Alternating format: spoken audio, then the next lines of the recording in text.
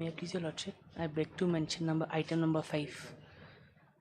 The conducting counsel is he's on leave, Your Lordship. No objection. No. This case, they have sought on several dates. Time has been taken, and I am suffering. Actually, I am You are claimant. you're a claimant, Yes, and you are We are respondent number 2, Your Honor. who is responding to? He's the driver. Driver, Your Honor. You had appeared before the MAC also. they had filed detention, but they did not participate. Yes, sir. Ex parte order pass. Yes, any ex parte orders pass. Have you taken on your 170 defense? That I have no instruction, my lord. Yes, 2024 matter. Anyway, since counsel is not there, Mr. Nair Counsel, for the respondent number 2, Yes, Your Honor. has sought for accommodation on the ground that the learned conducting counsel is indisposed for the day. Accordingly, on prayer meet, save is allowed, list matter after 2 weeks. Much Obliged, obliged, Your Lordship.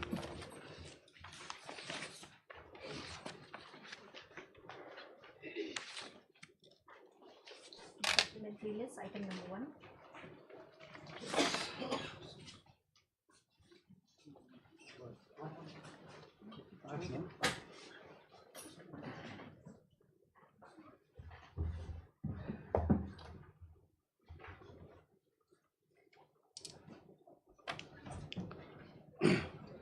Yes, sir. Lordship, I have filed my affidavit, duly bringing on record the charge sheet copy, Lordship, wherein it shows that the officers from NHIs were arrested and subsequently it was the documents were seized, Lordship, and for which we were. We'll go into that later.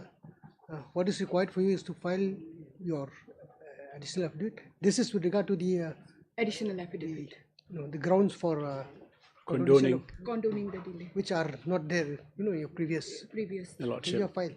Yeah, She has I have filed that. I have received copies. All parties have received.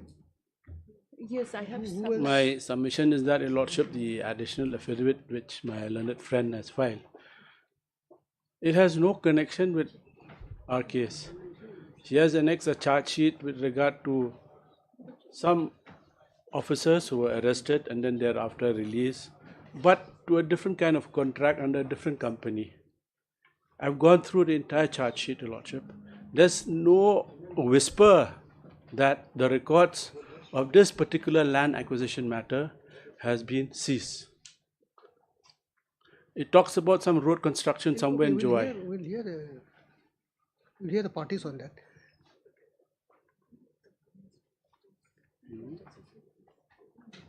So Lordship, we'll take up the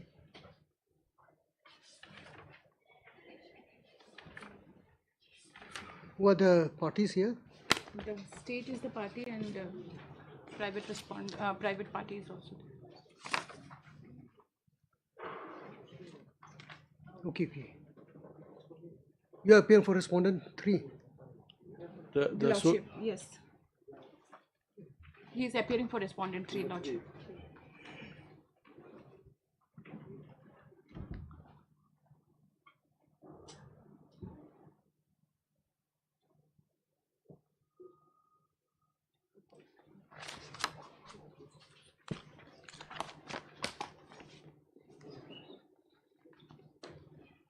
Lordship, it can be fixed for a detailed hearing, Lordship. I'll substantiate with proper judgments and everything, Lordship.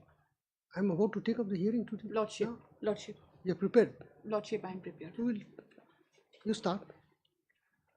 Lordship, my records is outside, Lordship. I'll just bring my records, Lordship.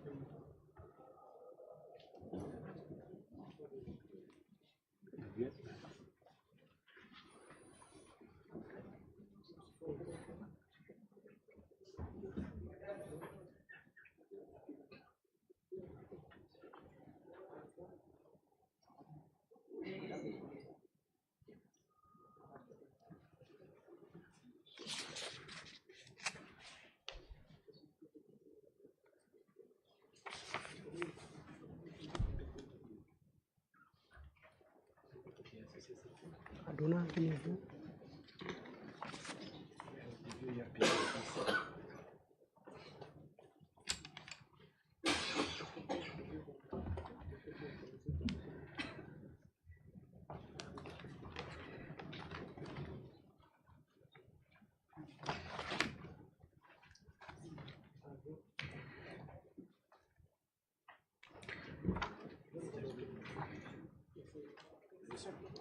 Lordship, in the condonation of delay, Lordship, in my first phase of first petition of condonation of delay, I have Lordship was not satisfied on the grounds, Lordship.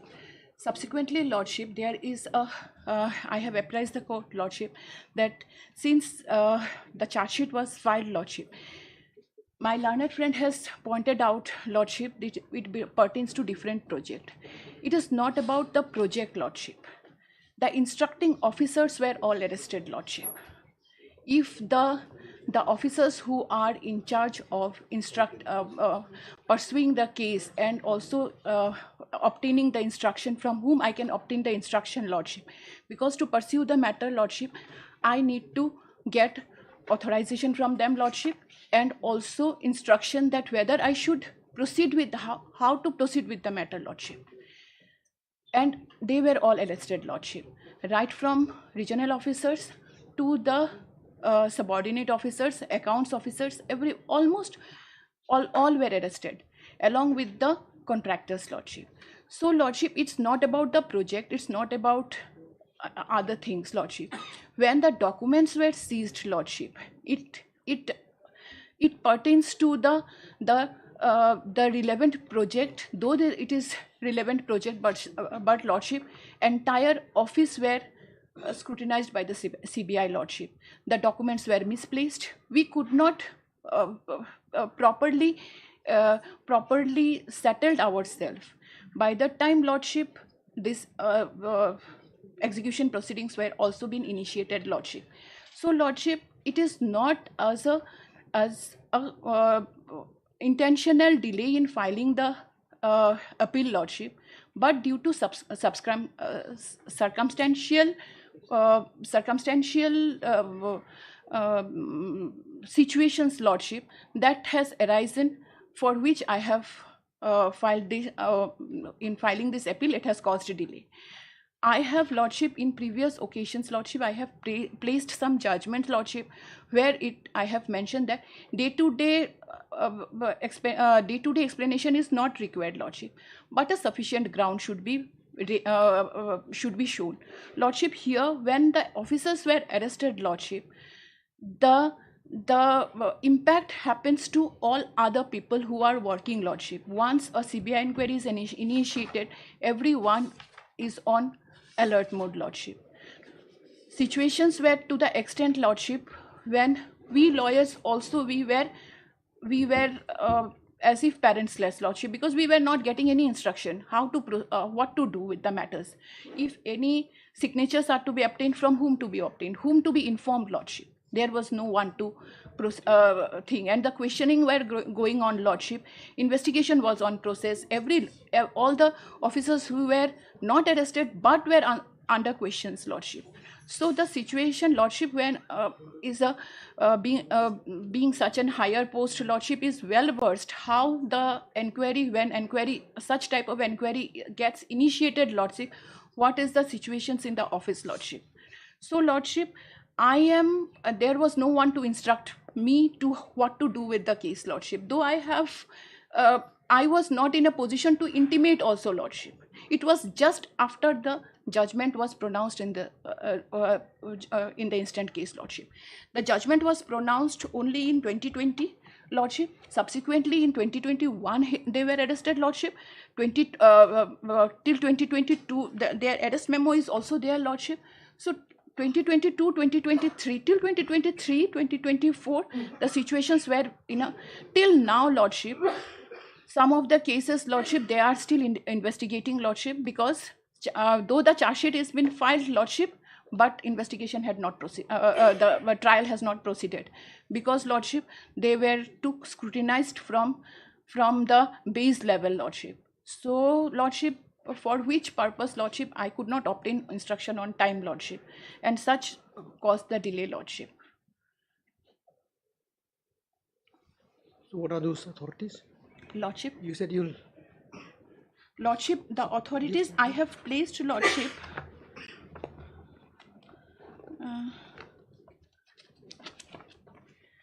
Lordship, on previous date also I have placed. Today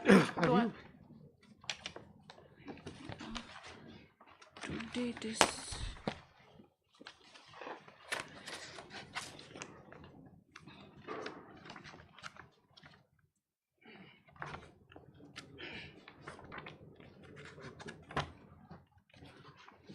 This is her judgment.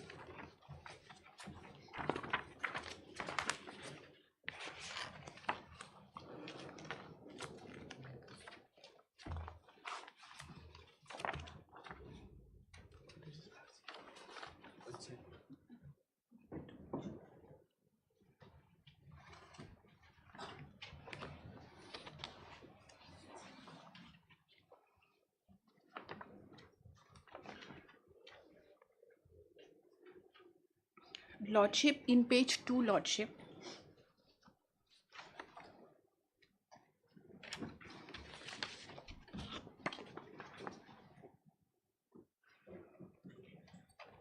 Lordship, para 3, Lordship. Yes. Lordship, 1, para 3, and the star mark is 1, Lordship. It is star mark is there, Lordship. Any, I'll surely give you the copy. I'll give you the copy.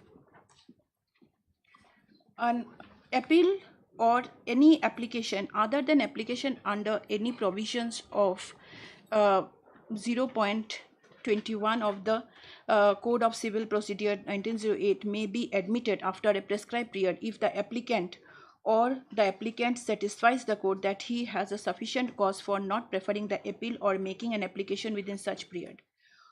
Ordinarily, a litigant does not stand to benefit by logging an appeal late. Refusing to condoning delay can result in a meritorious matter being thrown out at the very threshold and cause of justice being defeated. As against this, when delay is condoned, the highest that can happen is that a cause would be decided on merits after hearing the parties. Every day's delay must be explained does not mean that a pedantic approach should be made. Why not every hour's delay, every second's delay? The doctrine must be applied in a rational, common sense, pragmatic manner. When a substantial justice and technical considerations are pitted against each other, cause of substantial justice deserves to be preferred for the other side, cannot claim to have vested the right in injustice being done because of a non-deliberate delay. There is no presumption that delay is occasioned deliberately or on account of culpable negligence or on account of malafide. A litigant does not stand to benefit by restoring to delay. In fact, he runs a serious risk, Lordship. So, Lordship, here it has the judgment is very much clear, Lordship, that if the court is satisfied on sufficient cause, Lordship, then the court can condone the delay. Lordship, here I have shown that there is a sufficient cause, Lordship, because of the arrest of the officers, Lordship, and the hassle has caused the minds of the other officers who were not arrested also, the disturbance and repeated questionings has caused delay in getting the instruction. Lordship, if the regional officers of a region is arrested, Lordship, entire base of the structure gets shattered, Lordship.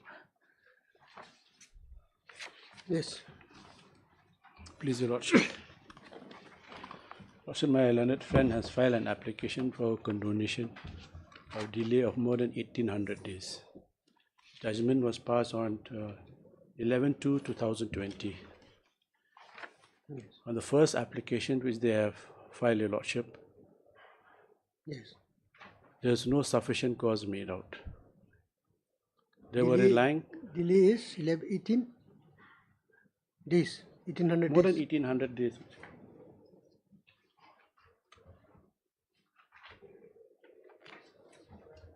In-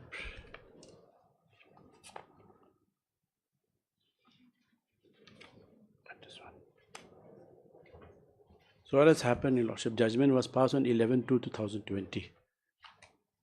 Yes. Thereafter, Your Lordship, there were no appeals filed. Yes.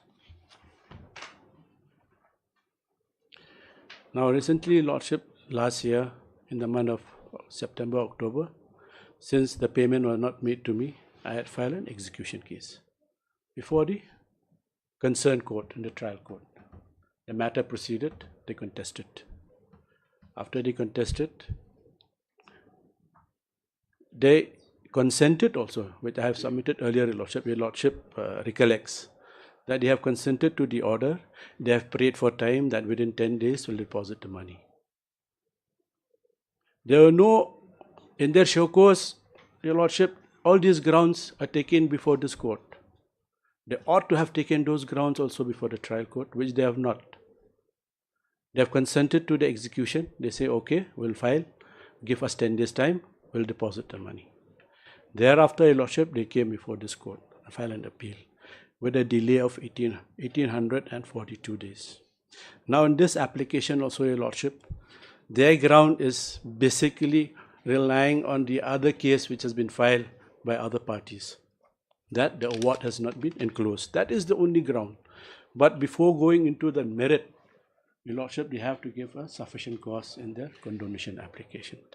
Now, when the matter was heard, I had filed and I have brought on record before this court that even in the appeal, the important orders passed by the trial court has not even enclosed.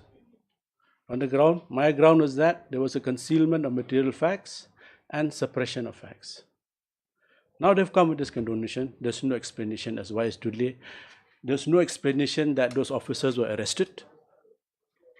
After the matter was heard, they sought for time, saying that we want to bring on record that there was a CBI case. Your Lordship was pleased enough, was kind enough to allow them to file the additional affidavit. What is even more surprising, Your Lordship, when the affidavit has been filed, my learned friend has not even gone through the affidavit, has generally relied that there were officers arrested. Your Lordship, NHI is a public sector. It's a sector where, Your Lordship, if there are 10 officers who are arrested also, Your Lordship, there must be some substitute officers who will take charge of the situation in running the administration. It's not a case where 10 are arrested and NHI office is closed down, and that they cannot seek any instructions. Firstly, Your Lordship. Secondly, Your Lordship, the arrests of these officers were made only in 2022. Your Lordship, that is on 13th of June 2022. Where's the explanation between when the date of judgment till the date of arrest? Has generally relied on this charge sheet, Your Lordship, and this charge sheet I've gone through in detail, Your Lordship, from the beginning till the end. There's no connection with the land acquisition. This land acquisition relates to 2007, Your Lordship. The clients I'm representing, they've been contesting it from 2007 till 2020, Your Lordship, for the past 13 years. So I've gone through, Your Lordship, I will kindly go to, well, if I can, I will have to read, so it's very lengthy, Your Lordship, the charge sheet. It says at para 6.2, it relates to award to a road bridge construction. And all relates that the documents were seized has no connection to the land acquisition.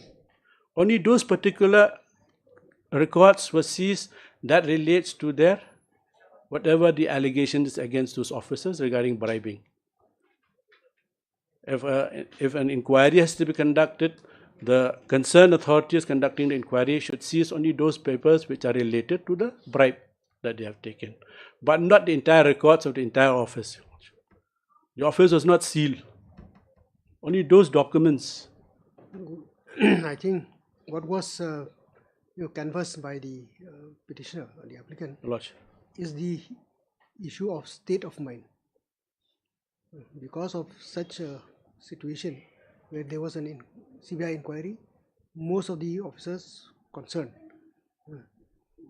would not, well, so to say, their attention was diverted. So they could not be, contacted for instructions and so on and so forth. That was, but as was, if I can understand correctly, the issue is not the CBI proceedings. Your Lordship. That was not the case. I understand what my learned friend is saying, but those officers were not there, so they could not take instruction. Even that, Your Lordship, even in that, Your Lordship, judgment was passed on 2020 in the month of February. Between 2020 till 13/6/2022, what were they doing? There's no explanation to that. 13/6/2022 was? 13/6 is the date of arrest, when these officers were arrested.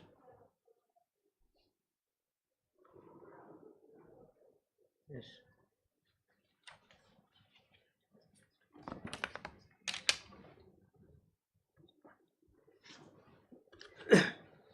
So where is that explanation? They can't generally rely on a charge sheet, Your Lordship. I hope Your Lordship understands that the situation here, what my learned friend is trying to say is that there were no officers. Yes. There were no officers. Now what is the present situation? Are they been released? Because they were arrested since 22. Now we are sitting at 25. Are they still in custody? Have they been suspended? Are there no replacement to those officers to take charge? They can, in my humble submission, Your Lordship, they cannot generally rely on this charge sheet. That is why, Lordship, for condonation application, it is necessary that if they have any grounds to substantiate the delay, they should spell out in their application, which have not done so. Now, Your Lordship, they come here before this court and say something, but before the trial court they say something else. If that was a genuine ground taken, they ought to have spelled out those grounds before the trial court too. Any application for stay of execution? I have filed, there is no stay. No, I mean, no application filed. No, they had no objection. They conceded that we'll pay the amount in 10 days' time. Okay. Before expiry of that 10 days, then they come and file a cross appeal before an appeal before this court. Kindly look at the conduct also. In my humble submission, the manner in which the matter is proceeding and the conduct of the counsel is highly questionable, Lord. In a trial court, they say something else, and here they come and say something else. And when they file the application for condonation of 1800 days, at least some substantial ground should be made out, which have not done so. They come with a plea that CBI case, officers were arrested. Now, there's no even specific pleadings in the additional affidavit as to when was the arrest made, when were they released on bail, who had taken over. No, nothing. Just on record, bring on record that if Your Lordship peruse the entire charge sheet, in my humble submission, again, I would say it has no connection with the land acquisition case. My clients have been fighting a long legal battle, Your Lordship, for more than a decade to bear the fruits. Now, Your Lordship, after 17 years, they come to this court and prefer an appeal. An appeal also after 5 years, on the date of judgment. We've been fighting this litigation from 2007 in Shillong Court, Ribhoy Court, till the judgment was passed. So, Your Lordship, my humble submission, at least Your Lordship, the litigant should enjoy the fruits that they have fought for. Now they come up with an appeal, with a condonation, with no substantial grounds at all. Yes. So I have some case laws also that I'm relying upon, Your Lordship.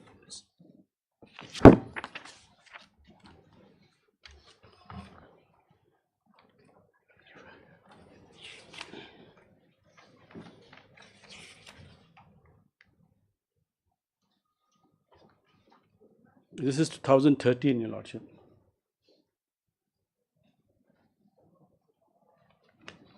Yes. This also relate to a land acquisition matter.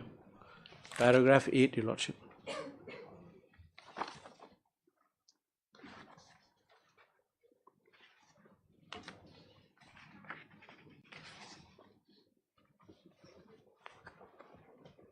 Yes.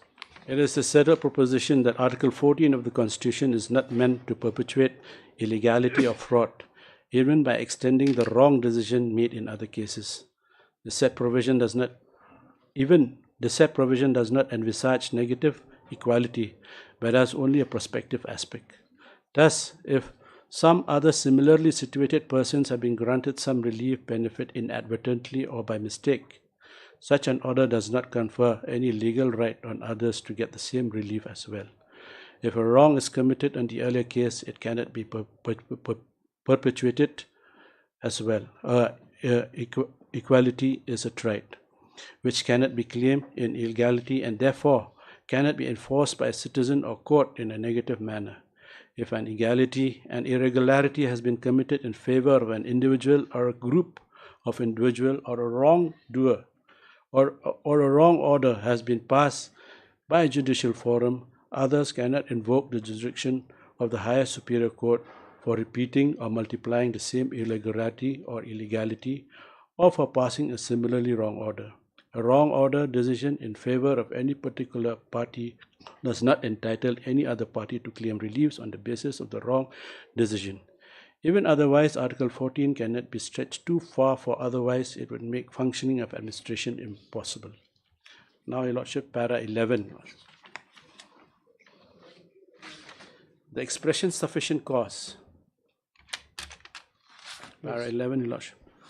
The expression sufficient cause should be given a liberal interpretation to ensure substantial justice is done, but only so long as negligence, inaction, or lack of bona fides cannot be imputed to the party concerned. Whether or not sufficient cause has been furnished can be decided on facts of a particular case, and no straitjacket formula is possible. It is settled legal proposition that law of limitation may harshly affect a particular party, but it has to be applied with all its rigor when the statute so prescribed. The court has no power to extend the period of limitation on equitable grounds. A result flowing from a statutory provision is never an evil. A court has no power to ignore that provision to relieve what it considers a distress resulting from its operation. The statutory provision may cause hardship or inconvenience to a particular party, but the court has no choice but to enforce it giving full effect to the same. The legal maxim dura lex sed lex, which means the law is hard, but it is a law, stands attracted in such a situation. It has consistently been held that inconvenience is not a decisive factor to be considered while interpreting a statute. Now I'll read Your Lordship on paragraph 15. The law on the issue can be summarized to the effect that where a case has been presented in the court beyond limitation, the application has to explain the court as to what was the sufficient cause, which means an adequate and enough person which prevented him to approach the court within limitation. In a case, party is found to be negligent or for want of bona fide on his part in the facts and circumstances of the case, or found to have not acted diligently or remained inactive, there cannot be a justified ground to condone the delay. No court should be justified in condoning such an inordinate delay by imposing any condition whatsoever. The application is to be decided within the parameters laid down by this court in regard to condonation of delay. In case there are no sufficient cause to prevent a litigant to approach the court on time, condoning the delay without any justification, putting any condition whatsoever, amount to passing an order in violation of the statutory provision. and it tantamounts to showing utter disregard to the legislature. Now the legislature also, Your Lordship, has made it very clear that any application filed, sufficient cause have to be made out. The law is a law. Now here, Your Lordship, 1800 plus days has not been sufficiently explained by my learned friend, but have relied generally on some cases, on some officers who were arrested, and no instructions. Even to that effect, so Your Lordship, judgment was passed way back in February 2020. Those arrests, those allegations, those criminal cases pertains to 2022. No, my humble submission, Your Lordship, is that they cannot generally come and cover up the case by a case which is not even related to the matter before this court. And I have brought on record, Your Lordship, I filed an affidavit bringing on record that they have consent to the order. I've read, it's there on record also, Your Lordship, on 16/6/2025. Srimati P. Bhattacharjee, my learned friend here, Your Lordship, the learned counsel for the OP, NHAI judgment data, is present and prays 10 days time in order to deposit an amount of 61,88,299. Which para? In my additional affidavit, Lordship. In my show cause, Lordship, sorry, show cause to the condonation application. Page 7, Lordship. Page 7. Yes, Lordship. This is the order. My show cause to the condonation. Yes. 16/6, Your Lordship, page 7, Yes, Annexure yes. 1. 16.6. Your Lordship got it. Yes. Case record put up before me. I have been transferred so-and-so as special judicial officer by the so-and-so, Your Lordship. Case is fixed for report.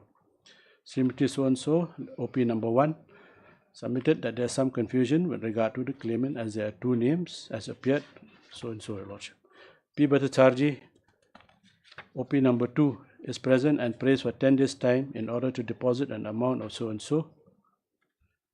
Then, Your Lordship, I have perused the last paragraph of the reply and agree with the submission of learned counsel for the decree holder. Moreover, the instrument is a state of execution. Learned OP number 2 is to deposit the amount on or before 10 days of passing this order.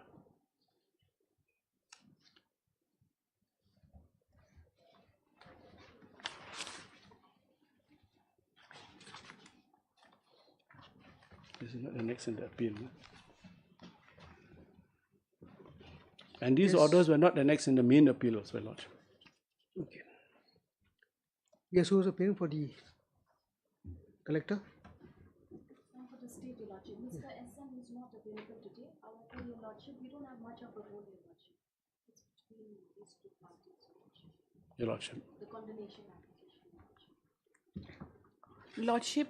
I may submit, Lordship, what my learned friend has submitted about the wrong order. Also, he has reflected in one of the paragraphs, because I don't have the copy, so I cannot state, Lordship. In one of the paragraph, Lordship, he has stressed on the paragraphs that there is if there is passed a wrong order, Lordship, and if there the other party cannot take the stand on the wrong order, Lordship. If it is a wrong order, then it is a wrong order and it cannot continue perpetually. Lordship, here in this case, Lordship, what I have stressed, Lordship, is that the award which was passed, Lordship, is not in a proper format, Lordship.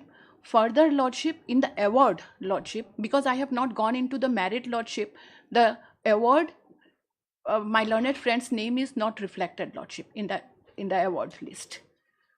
Neither his company's name, which he subsequently, because in the judgment his name is not there, Lordship. In the judgment, his father's name is reflected. Father was the decree holder, Lordship. Further, subsequently, in the execution petition, Lordship, his company has represented, Lordship. So there is also a confusion, Lordship, for us. If the father has expired, Lordship, it was not intimated to us also, Lordship, that father has expired, Lordship. And subsequently, Lordship, his company has been represented, Lordship. Now, in the award, list of the awardee, Lordship, from the collector, his name is not there, Lordship. Neither his company's name is there, nor his father's name was reflected, Lordship. So if the award is wrong, Lordship, the judgment is itself it's wrong. Have you taken that ground? Lordship, we have raised that repeatedly. We have raised. Okay, before the Yes, we have. Even we have raised in the order also the learned friend, my learned friend, what he has stated before the honorable court, that there is a confusion. He has also read that there is a confusion in the name of the decree holder, because the decree holder's name is different than the executant name, Lordship. The petition who has filed. Lordship, on receiving the award from this honor, after the collector has filed the copy of the award, we have apprised that, Lordship, that his name does not reflect, Lordship. Repeatedly, Lordship, we have in the order sheet also it is there, Lordship, that in the judgment, if the judgment decree holder, he has come up with his with the death certificate of the father and stated that, okay, the father has expired and I am being substituted with duly no objection certificate from the nearest kith and kin. We have raised that also. There is no certificate from there, from the nearest kith and kin. We have raised everything, Lordship. If the records are called for, everything will be there in the record. We have raised Your Lordship, that, I have annexed those orders, which they have not brought on record, number one. Number two, with regard to that confusion, I have filed an affidavit before the trial court clarifying why it has happened. I have brought on record the death certificate of the father, the son who has been the director all this while. So now, there was an order also, Your Lordship, that states, it's very clear that, I'll just read, Your Lordship. Para 6, Your Lordship, of the main appeal. Para 6 of the main appeal at page 116. The main appeal, page 116. That issue also has been clarified. Page 116, para 6. yes. Learned so-and-so, Your Lordship, the district collector. Yes. Learned counsel for project director, Your Lordship, admitted that they have not preferred any appeal against the judgment decree dated 11/3/2020 passed by this court. Learned counsel for the opposite parties 1 and 2 further submits that they have no objection to the execution filed by Rohit Kumar Diora, son of late Rajkumar Diora, the director of Sri Radha Creation. However, Sri Rohit Kumar Diora should submit his undertaking on that behalf. That undertaking also, Your Lordship, is already there in this order. Further, both counsels agreed that the calculation of the award as submitted by learned counsel for the is correct. So now if they raise that issue also, Your Lordship, even if the money is released to me, because I am the son now, the father passed away, an undertaking, Your Lordship, an indemnity bond we have to execute before the trial court.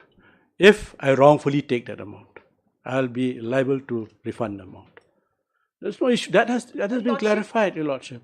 Lordship, I've annexed the death certificate. I've clarified everything. Lordship, it is not on that point, Lordship. The point is that the father, the company has stepped in. How the company has stepped in, Lordship? We have repeatedly raised that. How the company has stepped in. Your Lordship, if a check has to be made, it has to be made to the company.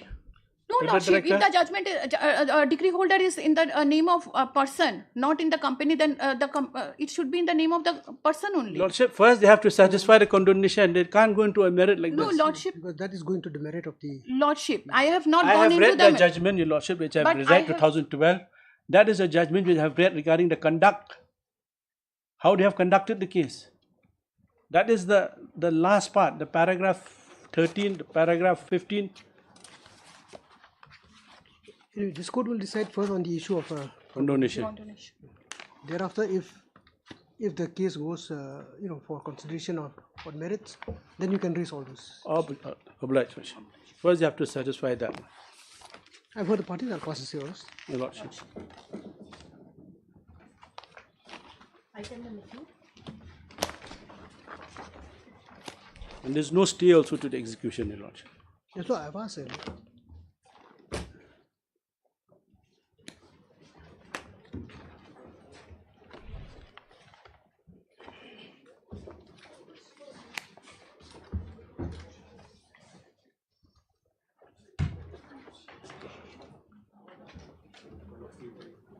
Yes, yesterday when this matter was heard, I had taken note of the submission of the parties, especially Miss Anne. And when I went through your application, you have raised three points, rather three instances of where the respondents has defaulted as far as the conditions are concerned.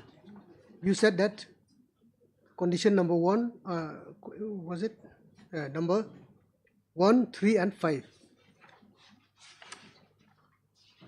So number 1 is threatening of witnesses. Number 3 is with regard to the personal bond of 50,000, and number 5 is with regard to the deposit of passport. But you have not substantiated your argument on those 2 points, whether the respondent has failed to execute this bond, number 1, and number 2, whether the passport was actually deposited or not. So I was confused as to whether what is the situation. My bonds have not been furnished. Number 1, when the interim bail was granted, he appeared and the personal bond was given. But after the bail order was made absolute, no bond has been furnished.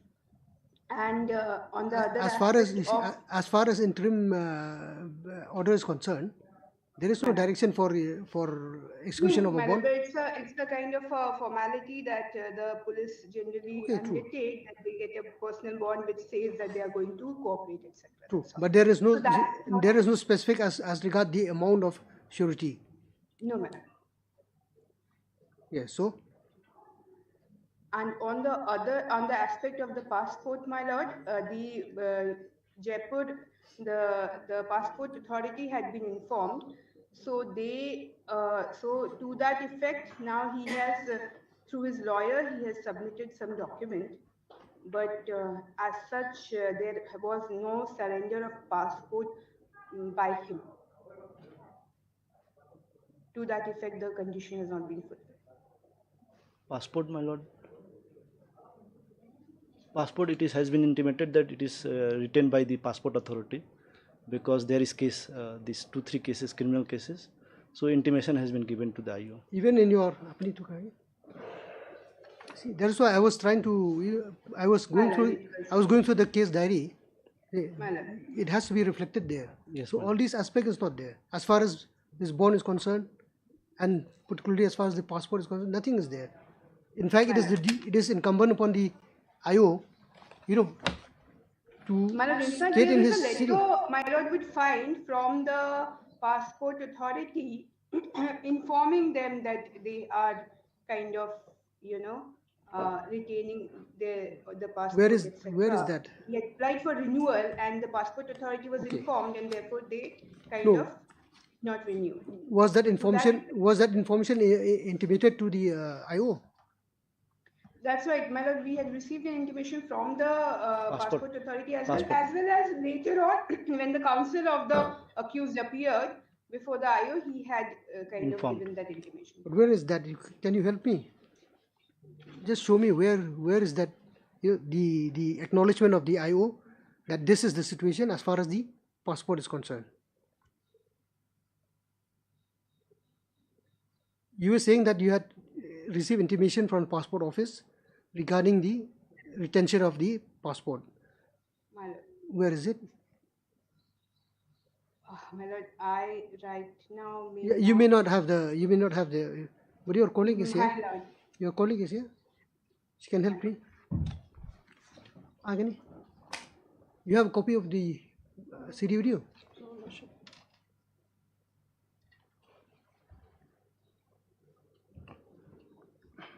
And Mr. Pandit, yes, madam. As far as this execution of bond is concerned, you have not done that? We appeared and then bail was taken. No, where is the execution of 50,000 bond, and where is the bail bonds of the sureties Who are the sureties? Because you more often than not, Yes, my lord. bail bond has to be executed to the satisfaction of the IO, IO concerned trial authority. So that has to be there on record. To the satisfaction of the IO. It has to be reflected in this CD itself. But bail was taken and his statement was also recorded. Taken, no doubt. But who are the sureties? His wife and Well, that was during the initial at the page of increment. No. After in compliance with this order, we are not talking about the initial period. yes, yes. Interim bail was granted. That has become absolute. It has merged with this final order. Final order. So what you have to do now, you have to comply with the direction issued in the final order. Yes, my lord. If at all some bond has been executed, which is, I don't think that's relevant, you still have to comply.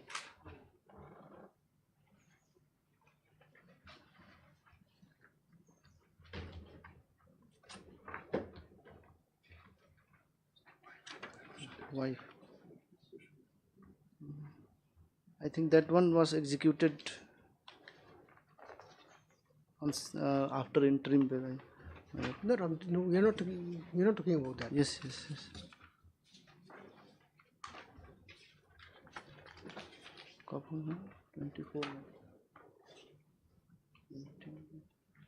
24 9. Yes, my lord. After that bond was executed in when he appeared before the IO, before final order. What, after final order? After final order, my lord. After final order, because of the situation, my lord, he was not well. We have explained to the IO, and then once he will appear, my lord, he will execute if fresh bail bond as in terms of the order. That's what my submission was. That, my lord, on 17 he did not appear. So it will be complied, my lord. So you see now the point is, this order was issued. Was the date of this order? On 24 9. 24 9. 24 9.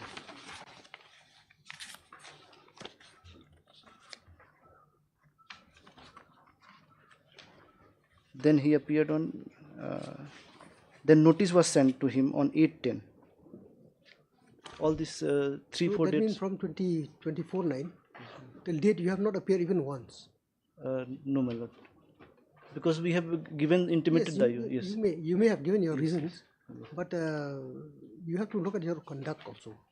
Now we are almost 1 year of the passing of the order.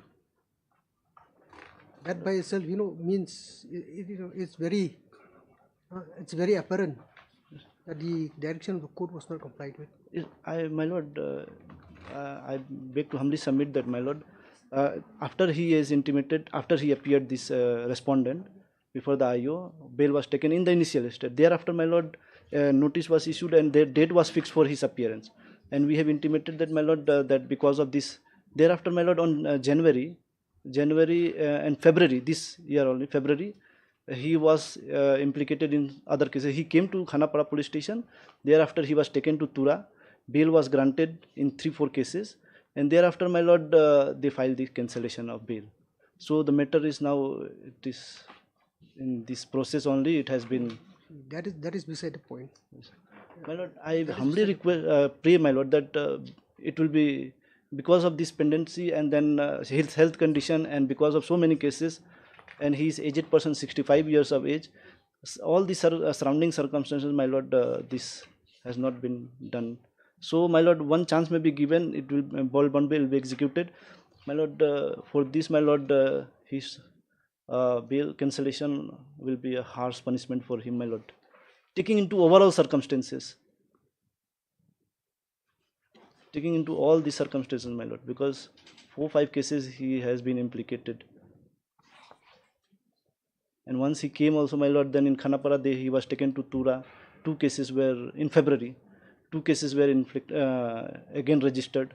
So all these surrounding circumstances, my lord, and then this cancellation of bail was filed. Previously, the complainant filed the cancellation of bail. He appeared. A status report was also called for, and thereafter it was found that they withdraw this petition, cancellation of bail petition. Then again, fresh bail cancellation of bail petition. This petition has been filed. So these are the circumstances, my lord, and then Because of that, it is difficult on his part also. So now, my lord, it is not that this defect cannot be, this non-compliance cannot be cured. My lord may forgive, and then That is, it's not as easy as that. It's not as easy as that. so for that, my lord, cancellation of bail will be too harsh for him. It will be. Taking into the circumstances of the case and the nature of the case involved, because all the police, my lord, they are after him only because the money is involved here, and it is alleged that he has misappropriated, whereas excise income tax department, they are not after him, only police to recover the dues. So all these circumstances, my lord. Those are the clarification I require. So All right. for the parties, I'll pass his orders. Miss, you can't find. Sure. Can we have it tomorrow? I'll just go through the case area and then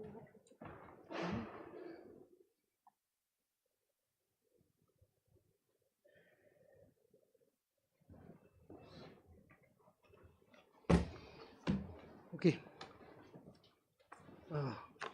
Heard Mr. Miss S. Pandit, counsel, they responded. Also heard Ms. S. and Leonard GA for additional state procedure. As prayed for, this is matter for a hearing on tomorrow. My apologies for the network issue. Oh, your colleague has she wanted some time to go through the CD. Matter will be posted tomorrow. Madam. Okay. And when you after you have located all those, you just bring it out in a small note indicating, or you can page mark it, whatever, to what extent these conditions. But apparently, as has been admitted by Mr. Pandit, the bond has not been executed. Now, After this final order, secondly, as far as the passport is concerned, intimation has been.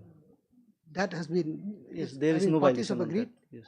Miss Madam, he had himself not submitted the surrendered his passport. No, but you have, but you have said the IO, has been intimated by the authorities from Jaipur. That, Authorities. So because the IO had informed the authorities, therefore the authorities did the needful, but it was not submitted, not surrendered by the accused himself. how can it be surrendered when it has been retained by the Passport authority authority. elsewhere? The passport was not retained really, but they were intimated that his passport is required to be surrendered because he himself did not come. So therefore his renewal process was put on hold. Something of that sort has happened. His passport has not been retained by the physical passport. He would still be having. It's just that he cannot use it because we had intimated the authority. You have that mean the physical passport is with you. Passport. Okay, passport authority. As per their information, it is with passport authority. That passport authority, and thereafter they have said that they cannot do anything because case is pending.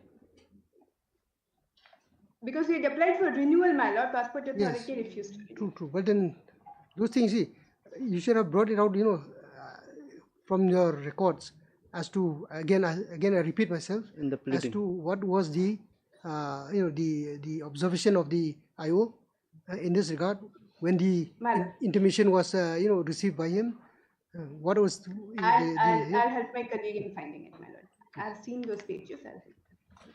All right. only to that extent? Yes, That is we listed will also tomorrow. take instruction on that. Otherwise, Yes, ma'am.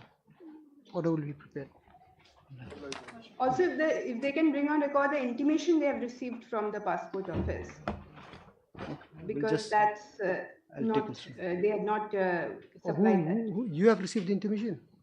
No, my Accused client. is also intimation. No, my lord, as per the information, the passport, they have informed that passport they have submitted to the passport authority, and then for renewal or for a change of something.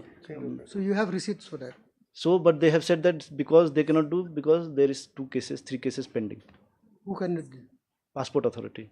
So they cannot retain. No, they cannot renew it. renew or Okay, they cannot. renew. Yes, yes. But you have But They had applied for as renewal per passport the to instruction, continue. they have submitted the passport to the You have authority. submitted. Yes, yes. Let me clarify, my lord, tomorrow. just get a receipt Yes, of yes, that yes. All right. and give it to her. All right. So she can file the report Yes, yes. And tomorrow. Business item number 1.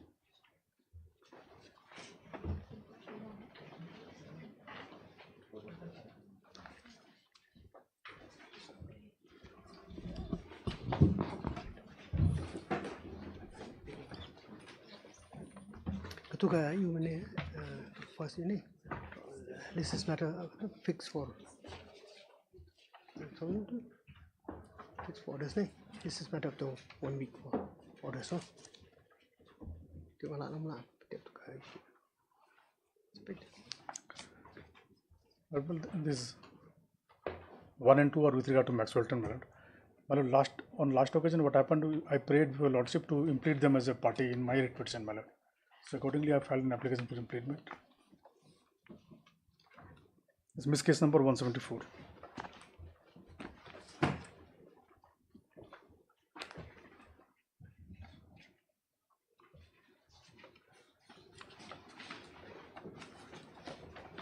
What is the writ petition you have filed? You Yes, my lord, filed state has filed a revision, my lord. yes, but you have The filed award a passed by the special judicial officer, and in the meantime, we are the occupiers of the land, my lord. Some of them, around 10 of them, we have come before this honorable court saying that the land acquisition proceedings has lapsed as it was started. Government, if they want to start a fresh acquisition, they can do that, but following the due procedure and giving due compensation to us, my lord. Well, here what happened, my lord? The land compensation that was determined, whatever compensation was determined, the opposite party went and collected the entire amount without giving us anything, my lord.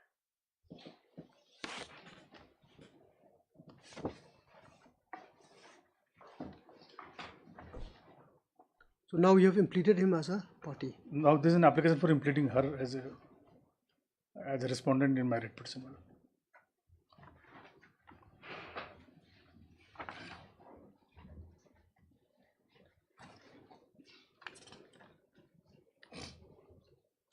There's no question of leave here, except that the cost title is to be. Well, if they have no objection, if they have objection, we'll also. Objection means you file your you file your written counter affidavit. That's all.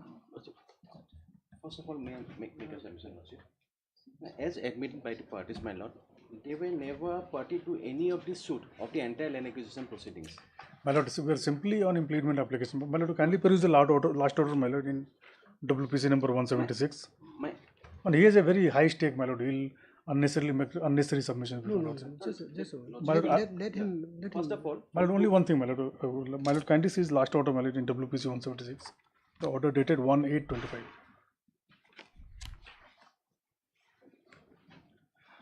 Mr. So-and-so prays that he may be allowed to file an miscellaneous application to implead Srimati Krishna Bodua as party respondent in this case. Accordingly, the same is allowed. So, pursuant to this, my lord, I filed an application for impleading. Lordship, my simple thing is that, as admitted by the parties, the land acquisition matter which has cropped up in the year 2001 for almost 24 years, they were never party to any of the proceedings.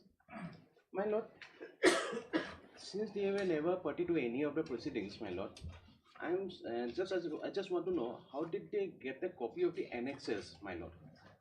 Did they apply for the certified copy? That is my primary dispute is in regard is that, my lord. They have, but they have furnished certain documents, certain annexes. Mr. Barua, what Dr. Muzika is saying is correct. Now we are at the stage of impleadment of parties. And a writ petition. This is a writ petition. Lordship. So writ petition has been filed. Somebody must 1, 2, 3 parties may have been arrayed as party respondents. It was realized by the petitioner that you are also a necessary party. So accordingly, application was filed, notice was issued. Now, whether you resist to being a party or you comply with that, that is up to you. So that is the first hurdle that we have to cross. Once that is settled, then we go to the merits. And going to the merits means if you intend to join issues, then what you do is you have to file your counter. Eventually, the merits will be will be taken up. What I can understand what you said. Then all those, you see, whatever grievance that you have or objections or contention, that has to be spelled out in the counter affidavit. Matter will be heard, and if they have no, if your argument stands, then order will be passed accordingly. But at this stage, the court cannot take cognizance of all those. My primary submission in this regard is that Lordship, there has no locus standi. Whatever, then that also you can challenge. Yeah, and secondly, my lord, I'm surprised by all the annexes which they've annexed, Lordship. Again, we are going to that. I'm surprised. Maybe you are. From what source has they? Let me go through it, and I may also be surprised. I don't know. Simply the highlight of facts, my lord. Award was made, my lord. First of all, notice was sent to all the occupants for claims and objections over the land. 10 years ago, they didn't appear within the stipulated period. Award was made, my lord, more than 7.5 years ago. They never appeared and objected. Now the time period for approaching before this honorable court has already lapsed. And further, Lordship, whether the proceedings has lapsed or not, my lord, that is their submission, Lordship. That is the collector. They can give their stand. See, Mr. Barua, We should support my again, case. again, I'm saying this. The court will look into all those aspects. Fine, Lordship. I got it, Lordship. Finally, the court will look as to, you see, the issue of locus, maybe issue of maintainability also will have to be gone into, whether they ought to have come by way of appeal, revision, whatsoever, or by way of a writ. So all those things will be looked into. At this stage, the question would be, you are accepting notice, so you file your counter. No, let the government file, because they say that proceedings has lapsed. Let the first, we are the pro forma, Lordship. Let the government file. Because we will later made party. As per their version, is that proceedings has lapsed. In my writ petition, they are not a party. So let the government file a counter to it. That's First, he has to implead it, then the question of filing affidavit.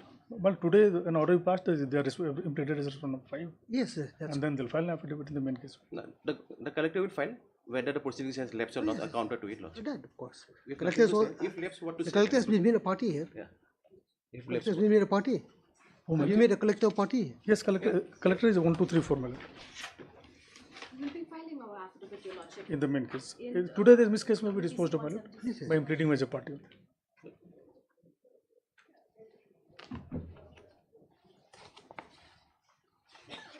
kindly sir, for copy, huh?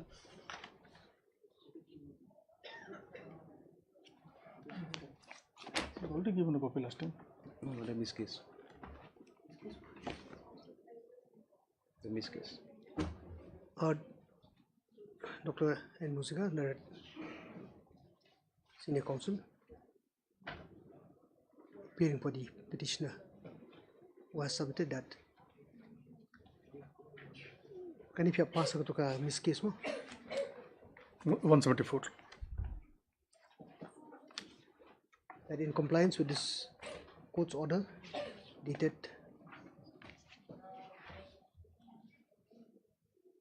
1/8/2025, the petitioner has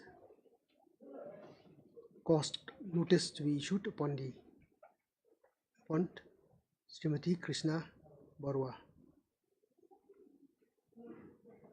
to the extent that she is required to be impleaded in the proceedings as party respondent.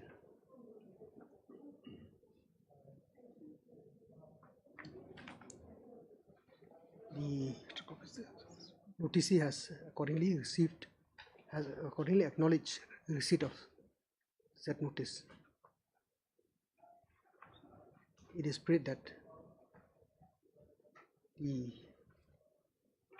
cause title, as far as this petition is concerned, may be amended accordingly.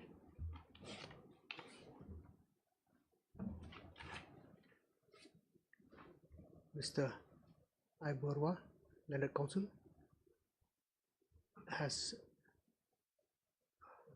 is present in court and has submitted that he has that the noticee has received the said notice and is intending to contest the prayer made by the petitioner herein. Accordingly, in view of the fact that the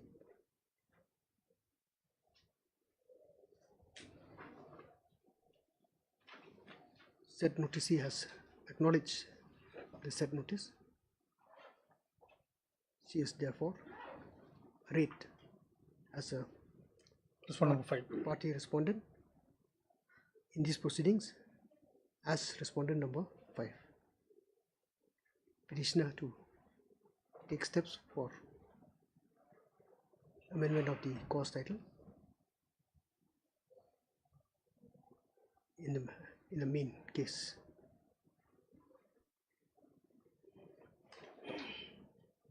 तो main case में आपने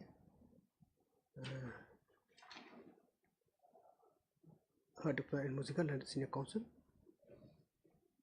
also heard Mr. Ivarwa, then a counsel for the newly impleaded respondent number 5, who has submitted that this respondent may be allowed to file the counter affidavit on the next date.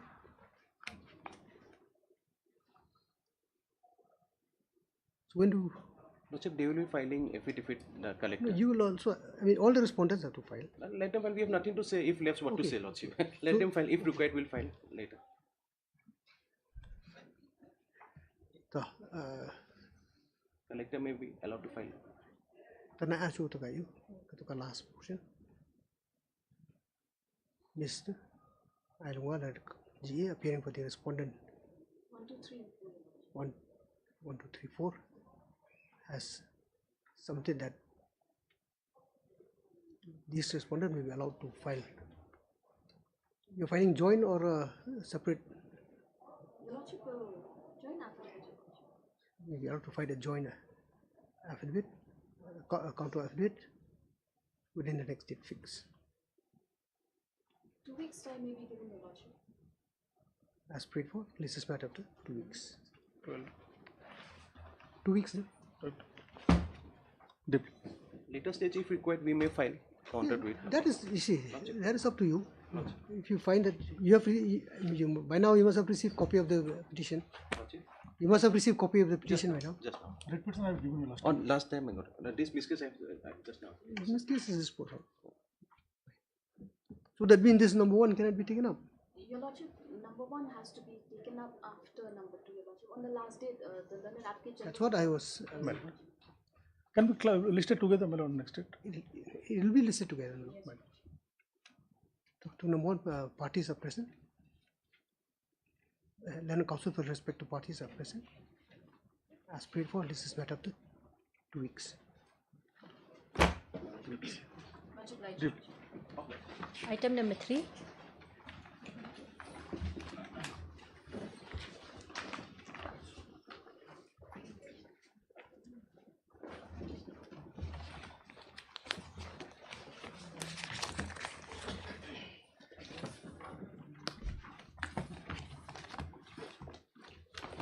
May it please your lordship. My lord, this writ petition pertains to the selection of the lower LDA, my lord, LDA to the post. LDA conducted. This matter was heard. Yes, my lord. It was not a part heard, my lord. Not properly heard. Only it was. the synopsis of the case was heard by lordship. The case has not been fully heard. Okay. No So practically you'll be. Yes. Yes. I'll be starting my arguments, my lord, today. So far, my lord. Mr. Yogin, then. Yes, my lord. If you don't mind. Yes, my lord. Can we take up this matter? After the next one is. Yes, my lord. Yes. Because that is a part of the matter. Yes, my lord. So it would be better to yes, my lord. Or my lord, if it's not too much inconvenience to my lord, we can take it other day also, because the division benches and then criminal matters also. I mean, my personal matters are a lot. Two benches also, my lord has to attend, my lord. Of course. So if it's not inconvenience, my lord may take up next week also, my lord, if subject to my lord's conveniences. Okay. Next week then. Next week, my lord. Obliged. Let's pray for the parties. This is matter of the 1 week. Item number 4.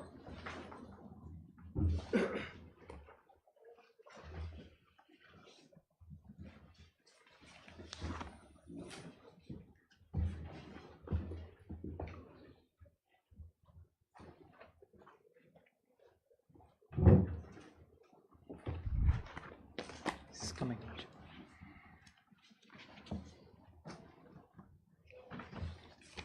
Mr. Kanta, you've concluded your argument. No, there are no points are still there. The precedent, legal precedent. Sure. Of course.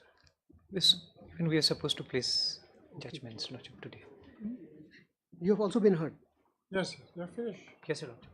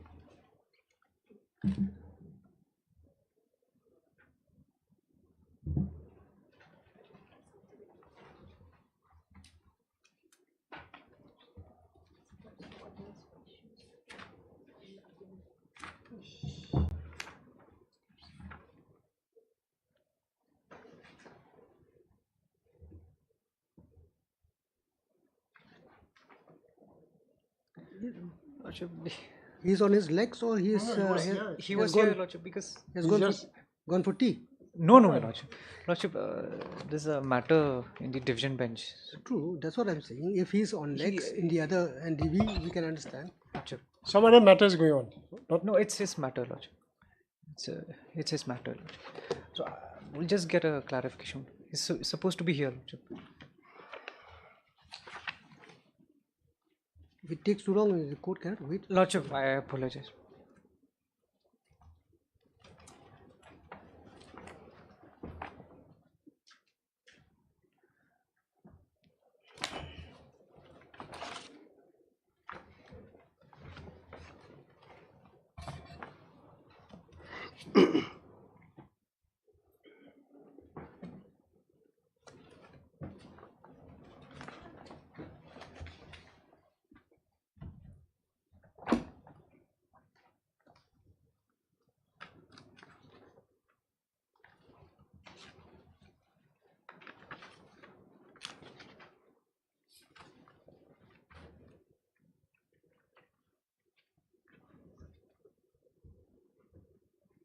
Lordship, we're supposed to place judgments regarding whether 36A rules, they are central laws or special laws.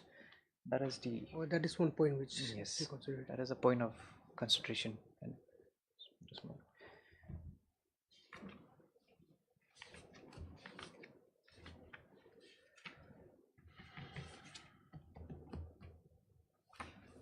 the presidential, promulgation is required. Yes. That is done.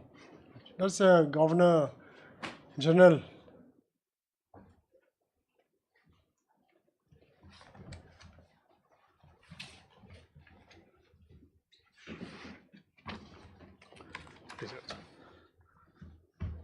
Well, replying the other day, my lord, 3 points have been argued with them, my lord.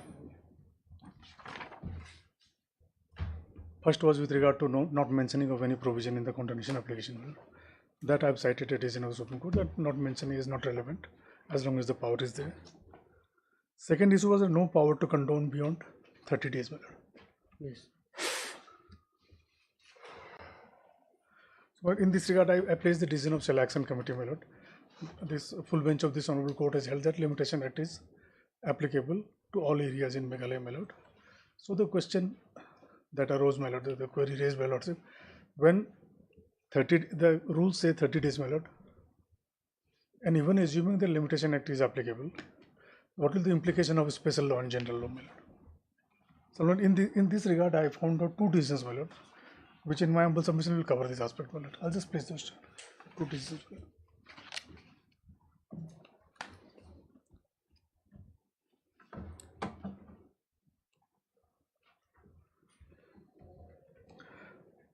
But the first one is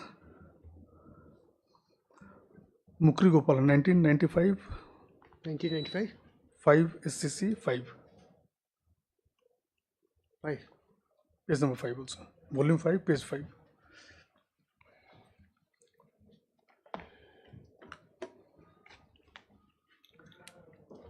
Well, basically these two diseases which I am citing, what it says, my lord, that if any special law provides for a limitation, my lord,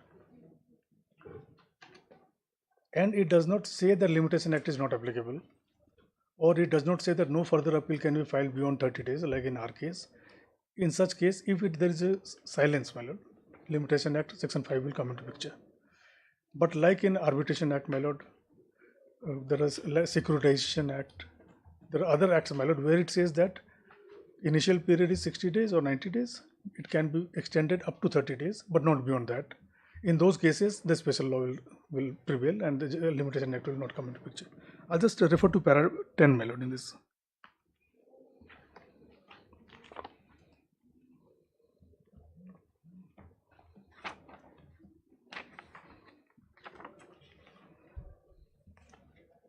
Yes. Para 10, no? Para 10, 13 and 13 to 15, my lord.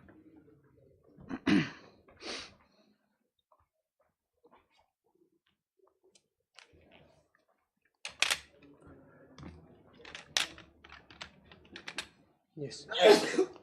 Para 10. In the light, they've quoted the provisions of section 29(2) of the Limitation Act, my lord, and it says, in the light of the aforesaid analysis of the relevant clauses of section 29(2) of the Limitation Act, let us see whether section 18 of the Rent Act providing for a statutory appeal to the appellate authority satisfies the aforesaid twin conditions for attracting the applicability of section 29(2) of the Limitation Act. It cannot be disputed that Kerala Rent Act is a special act or a local law. It also cannot be disputed that it prescribes for appeal under section 18 a period of limitation which is different from the period prescribed by the schedule to the schedule as the schedule of the Limitation Act. Does not complete any period of limitation for filing appeal before appellate authority under section 18 of the Rent Act, or in other words, it prescribes nil period of limitation for such an appeal. It is now well settled that a situation wherein a period of limitation is prescribed by special or local law for an appeal or application and for which there is no provision made in the schedule of the Act, the second condition for attracting section 29(2) would get satisfied, as laid down by a majority of decision constitutional bench of this court in the case of Vidyacharya Shukla so. When the first schedule of the Limitation Act prescribes no time limit for a particular appeal, but the special law prescribes a time limit for it, it can be said that under the first schedule of the Limitation Act, all appeals can be filed at any time, but the special law, by limiting it, provides for a different period, while the former permits the filing of an appeal at any time, that a later limits to be filed within the prescribed limit. It is therefore different from that prescribed in the former, and the section 29(2) would apply even to a case where a difference between the special law and Limitation Act arose by the omission to provide a limitation of particular proceedings under the Limitation Act. I'll take lots of. What is 29(2)? What does it say? 29(2) says, my lord.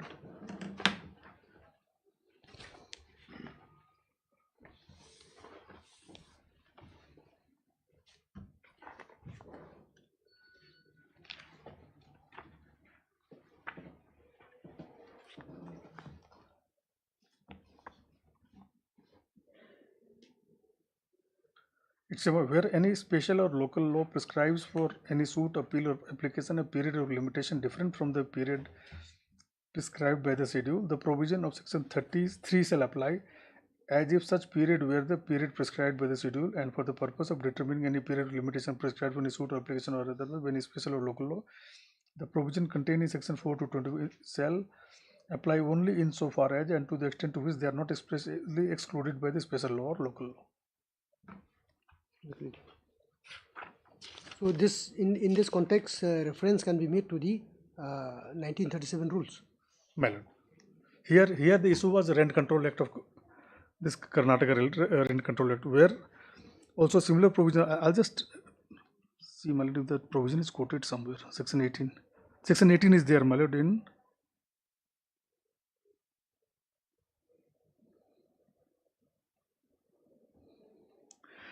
at page 11, my lord. You will also kindly see.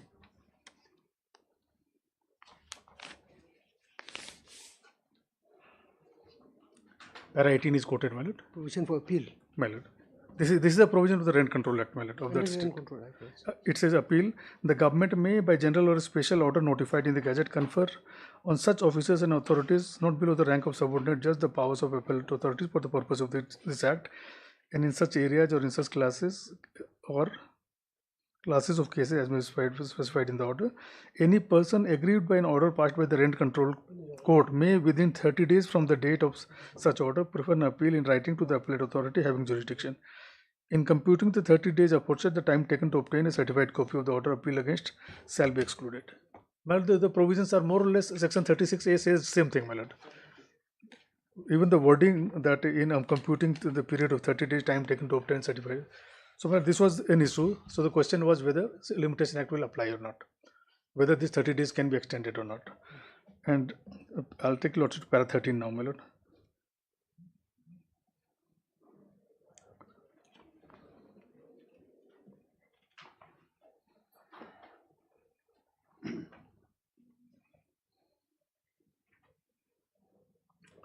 I'll read. As per this subsection, the provision contained in certain sections of the Limitation Act were applied automatically to determine the periods under the special laws, and the provisions contained in the other sections were stated to apply only if they were not expressly excluded by the special law. The provision section 5 relating to power of the court to condone delay in preferring appeals and making applications came under the latter category. So if the power to condone delay contained in section 5 had to be exercised by the appellate body, it had to be conferred by the special law. That is why we find a number of special laws a provision to the effect that the provision contained in section 5 of the Limitation Act shall apply to the proceedings under the special law. The jurisdiction to entertain proceedings under the special laws is sometimes given to the ordinary courts and sometimes given to separate tribunals constituted under the special law. When the special law provides that a provision contained in section 5 shall apply to the proceedings under Act, it is really a conferment of the power of the court under section 5 to the tribunals under the special law, whether these tribunals are courts or not. If these tribunals under the special laws should be courts in the ordinary sense, an express extension of the provision contained in section 5 of the Limitation Act will become otious in cases where the special law has created separate tribunals to adjudicate the rights of the parties arising under the law. That is not the intention of the legislature. In view of the aforesaid provision of section 29(2) as found in Indian Limitation Act, section 5 would not have applied to appellate authorities constituted under section 18, and section 5 would not get attracted as the then existing 29(2) of the Limitation Act 1908, which did not include section 5 as one of the provisions to be applied to such appeals or local laws. That appears to be the reason why during the time when the Limitation Act 1908 was in force, the Rent Act of 1959, which is the forerunner of present Rent Act of 1965, contained a provision in section 31 of the Act which reads as under application of the Limitation Act, the provision of section 5 of the Limitation Act shall apply to all the proceedings. Now, para 15 is important. Now, after repealing of the Indian Limitation Act 1908 and its replacement by the present Limitation Act of 1963, a fundamental change was made in section 29(2).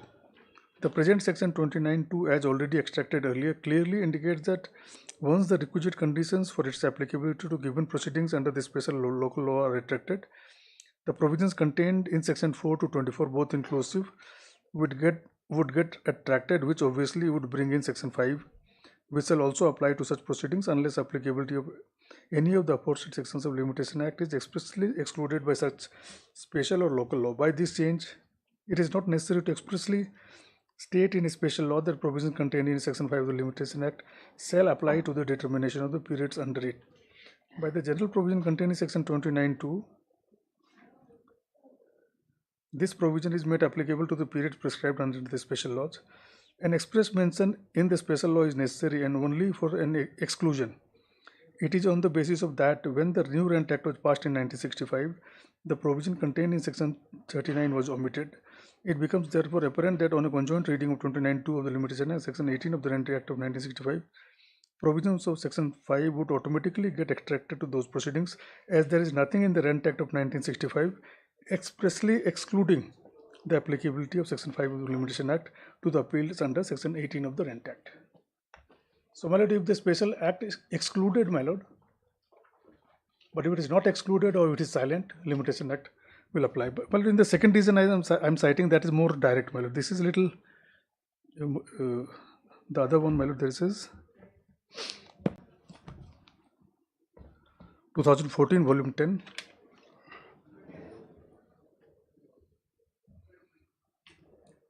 SCC 814.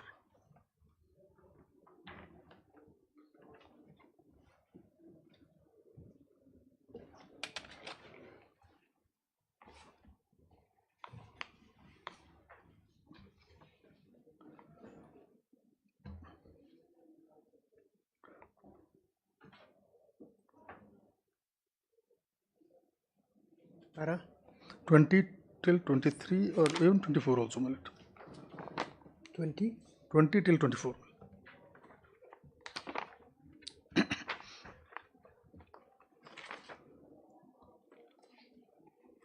Yes. Well, here the special law was section 19 of the Act confers the power of revision on the High Court. It provides that the aggrieved party may make an application for revision before the High Court within 3 months of the date of the award. The section was amended in 2005 to confer the power of the High Court to condone the delay. Since this dispute pertains prior to 2005, thus the provision of the amended Act shall apply in the present case. The Limitation Act 1963 is a general legislation on the law of limitation. Section 5 of the Limitation Act provides that an appeal may be admitted after the limitation period has expired if the applicant satisfies the court that there was sufficient cause for delay. Section 29 of the Limitation Act in the saving section, subsection 2 reads as follows, the same 29 quote my lord. Subsection 2 thus provides that section 4 to 25 of the Limitation Act shall be applicable to any case which prescribes a special period of limitation unless they are expressly excluded by that special law. This quote in Mukri Gopalan, referring to the same judgment, my earlier one, examined the question whether the Limitation Act will apply to Kerala Buildings Lease and Rent Control Act 1965, while holding that the appellate authority under the Kerala Act acts as a court. It was held that since the Act prescribes a period of limitation which is different from the period of limitation prescribed under the Limitation Act, and there is no express exclusion of section 4 to 25 of the Limitation Act in the above Lease and Rent Control Act, thus those sections shall be applicable to the Kerala Act. While examining the provision of section 29(2) of the Limitation Act, it was observed in Mukri Gopalan that a mere look at the aforesaid provision shows for its applicability to the facts of given case, and for importing the machinery of the provisions contained in section 4 to 24 of the Limitation Act, the following two requirements have to be satisfied by the authority invoking the said provision. There must be a provision for period of limitation under any special or local law in connection with any suit, appeal or application. The said prescription period of limitation under such special or local law should be different from the period prescribed by the schedule of the Limitation Act. It was further held that if the two conditions are satisfied, then the following implication would follow. Mukri Gopalan, my lord. If the aforesaid two requirements are satisfied, the consequences contemplated by section 29(2) would automatically follow. These consequences are as under. In such a case, section 3 of the Limitation Act would apply as if the period prescribed by the special or local law was the period prescribed by the schedule. For determining any period of limitation prescribed by such special local law for a suit, appeal or application, all the provisions containing section 4 to 25 insofar as and to the extent which they are not expressly excluded by such special or local law. Then, my lord, the Honorable Court has referred to para 25, Hukumdev's case. So, my lord, in sum and substance, these two decisions hold, my lord, to simplify, my lord, in simple words. If Rule 36A said, my lord, like in Arbitration Act, that appeal can be filed within 30 days, but not beyond 60 days. In such cases, my lord, Limitation Act will not come into picture. Same is, in fact, I was going through, there is a under Representation of People Act, my lord, the provision is like that no appeal cannot be entertained or election petition cannot be entertained after 90 days. So when there is express bar of applicability or bar on condoning, my lord, then Limitation Act will not come into picture. But when there is no bar and it is silent, my lord, in view of the provision of 29(2), the Limitation Act, from 4 to 24, all the provisions will come into picture, my lord. So, my lord, that is with regard to the specific query that was put by Lordship on the last occasion, my lord. Now, the third issue raised by them is there is no sufficient cause made out on facts, my lord. Well, for that, I'll just take your lordship to the petition we filed before the appellate court below, my lord.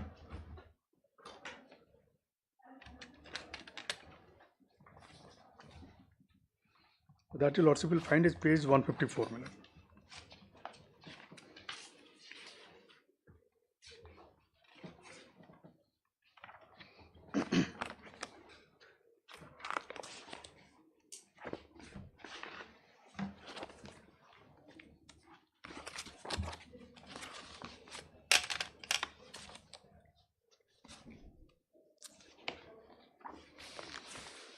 (154). 154, Annexure 3.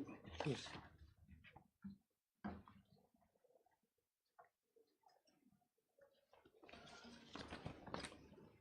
Well, I'll read these 2, 3, 4 pages.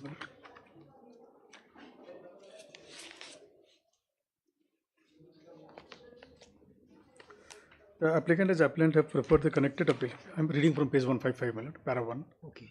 That the applicant as appellant have preferred the connected appeal against the order dated 16/2/16 passed by the learned assistant to DC in Miss Case number so and so. An application filed with the respondent defendant under 711 of the CPC in money suit number 8 on so and so, and rejected the plaint in money suit number 8 of 2014 on the ground that the plaint does not disclose a cause of action, that plaint suffers from the defect of non-jointer of parties, and that the suit is barred by law. So these are the primarily 3 reasons on the ground of which the plaint was rejected by the trial court. That the applicant states the applicant had instituted a money suit for recovery on amount of rupees 8 crore which was received by the respondent fraudulently, claiming themselves to be the owner of land and tree etc. in the plot of land situated at Mapalai, River District, Meghalaya.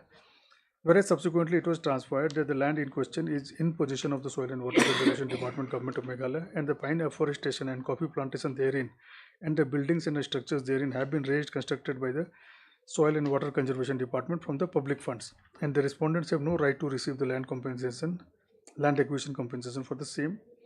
The money suit number 8 of 14 was instituted by the applicant pursuant to the direction of the Honorable High Court dated 17/2/14 passed in WBC number so and so,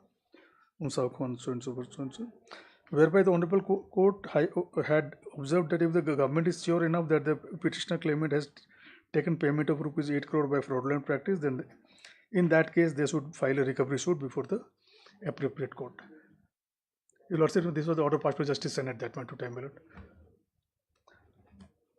And pursuant to this order, we went and filed the money suit, my lord. That the respondent defendant duly entered appearance in money suit number 8 of 14 and thereafter filed an application being Miss Case number so and so under Order 7 Rule 11 of the CPC for rejection of plaint on the ground inter alia that the plaint does not disclose a cause of action, that plaint suffers from the defect of non-jointer of parties, and that the suit is barred by law. The said Miss Case number so and so was heard by the learned trial court, and by the order dated 16/2/16, the learned trial court allowed the said application and rejected the plaint in MS number 8 of 2014 on the ground that the plaint does not disclose a cause of action, that the plaint suffers from the defect of non-jointer of parties, and that the suit is barred by law. That the applicant states that after the aforesaid order was passed by the learned assistant to DC on 16/2/16, the counsel for the applicant obtained a certified copy of the said judgment and order and forwarded the same, which was received by the Forest and Environment Department on 5/4/2016. The applicant states that after the receipt of the certified copy, the matter was processed at the level of Forest and Environment Department and forwarded to the Department of Law for advice and legal opinion on 15/4/17. Thereafter on 20, this would be 16, there is a typo error. Thereafter on 21/4/16, but the date 15/4/17 is a typographical because should be 15/4/16. 16, my lord. Because the next sentence says, my lord, yes. Thereafter on 21/4/16, so it cannot be 17, my lord. The Law Department opined that an order of the Assistant to Deputy Commissioner can be appealed before the Court of Additional Deputy Commissioner and District and Session Judge, River District, accordingly advised the Forest and Environment Department to contact the government pleader or any other advocate for drafting necessary appeal. That the applicant states that thereafter on 13/5/16, the Forest and Environment Department, after consultation with the Law Department, decided to seek legal opinion from another counsel on the matter. The said counsel, in his legal opinion dated 13/5/16, opined that the appeal against the judgment and order dated 17/4/14 passed by the learned single judge in WPC should be filed against, bringing all the facts of the instant case to the notice of the Honorable High Court, and also to pray for investigation by a neutral third party to remedy the entire situation. But if I just explain, my lord. We filed money suit again after the order passed by this Honorable Court of Justice and my lord. We went and complied with that. Now the suit is rejected. The Law Department says you file an appeal before the Additional Deputy Commissioner. In the meantime, another counsel, my lord, opined that we should file an appeal against the order of Justice Sen, my lord, in the writ appeal. And that order we placed, my lord, subsequently that was disposed of. That the applicant states that thereafter on 18/5/16, the Forest and Environment Department, after obtaining approval from the Law Department, decided to appoint the said counsel as special counsel to appear on behalf of the Forest and Environment Department and to prepare a draft writ appeal against the judgment and order dated 17/2/14 passed by the learned single judge in WPC number so and so. On 25/5/16, the said counsel was appointed as special counsel for Forest and Environment Department. Mr. Paul was appointed, my lord, to handle this appeal. That the applicant stated that thereafter on 8/6/16, the Forest and Environment forwarded the comments and grounds of filing writ appeal to the said special counsel and requested the counsel to prepare a draft of writ appeal along with the application for continuation of delay. The learned counsel then prepared draft of writ appeal along with the application for continuation of delay and forwarded the same to Forest and Environment Department on 11/7/16. Thereafter, the Forest and Environment Department forwarded the draft writ appeal to the concerned branch for verification and vetting of correctness of actual aspects in the writ appeal. After verification and vetting, the Forest Department forwarded the approved memorandum of appeal to the learned counsel on 8/7/16. That the applicant state thereafter the connected writ appeal along with the application for continuation delay of the impugned judgment and order dated 17/2/14 were filed before the Honorable High Court of Meghalaya on 27/7/16, and the same was registered as MCWA number 66 of 2016. The said writ appeal and the application for continuation delay are pending disposal before the Honorable High Court. After the said writ appeal was filed, the applicant was of the belief that necessary steps have been taken in the matter and appropriate proceedings have been instituted, and as such there is no further requirement of filing an appeal against the order dated 16/2/16 passed in title suit, my lord, in Miss case number so and so. That the applicant states So that you have connected the appeal filed before this before the High Court with the appeal supposed to be filed before the trial court. my lord, two counsel gave two different that opinions. they are in the same line.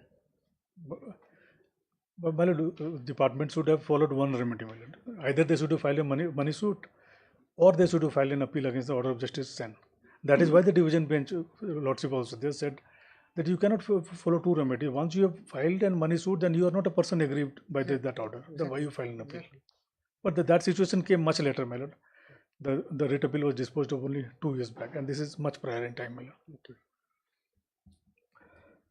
Now the situation, my lord, we have explained, my lord, that the applicant states that in the meantime the respondents instituted a money suit, being money suit number 4 of 16 against the appellant in the Court of Assistant DC Riboy for recovery of the remaining amount of land. When was the appeal filed?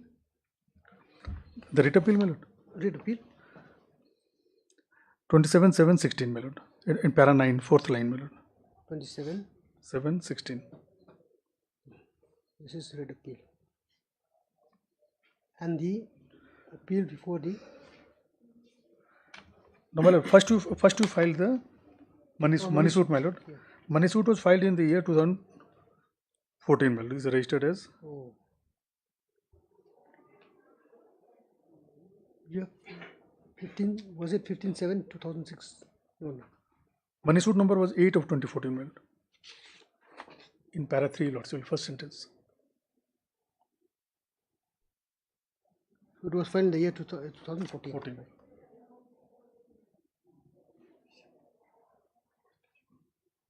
So, when was it dismissed? The suit was dismissed on 16/2/16, my lord. 16/2/16. So it was after that you filed the writ appeal. It was after this, after the suit was dismissed, they filed a writ appeal. State filed a writ appeal, my lord.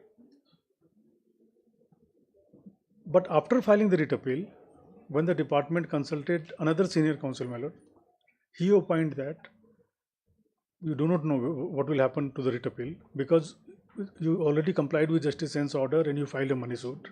Exactly.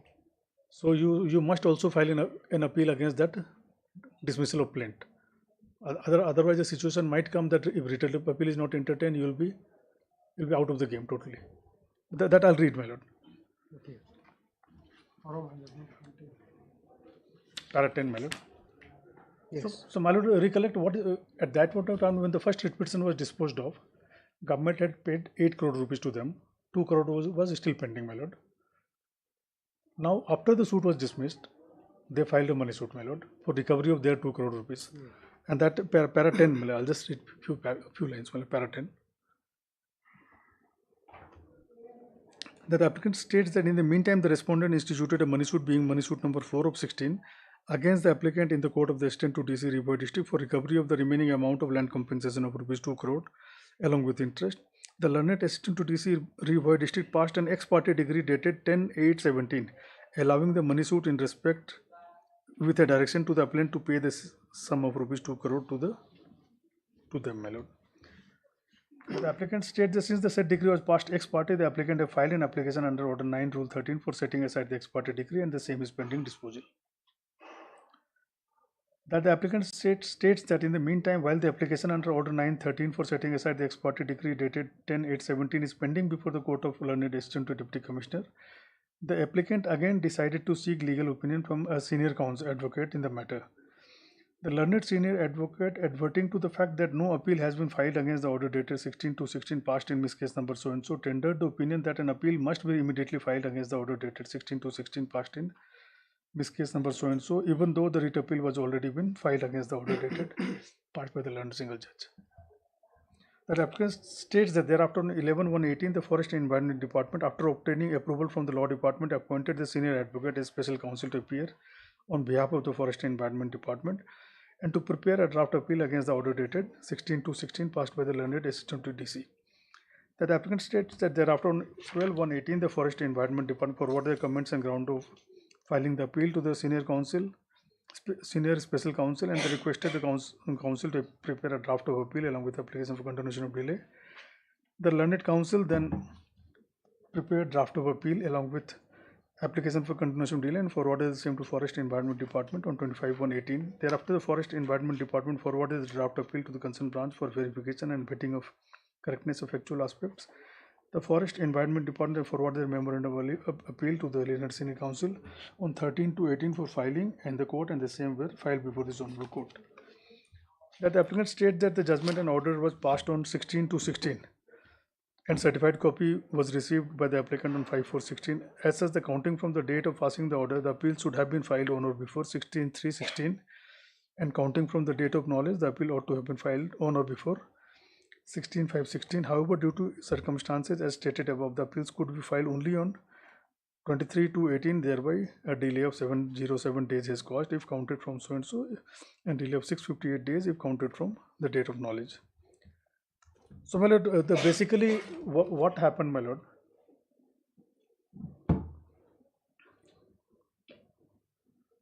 That as submitted, my lord, the facts are very simple. Justice Sen passed an order, my lord.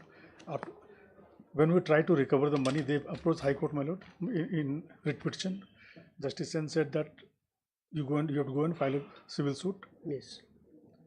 Now, what to do against that Justice Sen's order? There were two remedies: either we file a civil suit, comply with that order, or file an appeal against the order of Justice Sen before the division bench, my lord. The department was initially advised to file an appeal, my lord. Initially to file a money suit. So the department went and filed a money suit, my lord. It was not time barred. Everything was perfect. Problem started when the suit was rejected ex parte. Then they took advice like what to do now. The High Court directed for filing a suit. A suit has been rejected on the ground that there is no cause of action. Well, kindly see, it is not that because of dismissed for default or anything. Court said, the trial court says there is no cause of action. Now, when High Court sends after a detailed judgment that land there is a fraudulent payment, and trial court says that no, there is no cause of action. And that was a situation where alarmed, my lord. What to do now?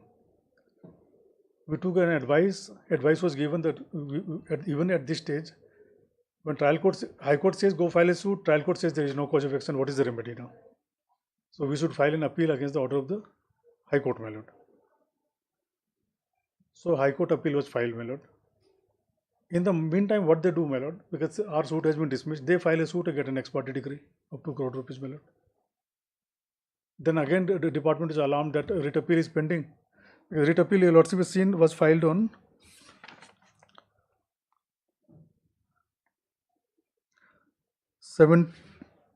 27/7/16, my lord. Filed in 16. Yes, this is the date. And it was disposed of on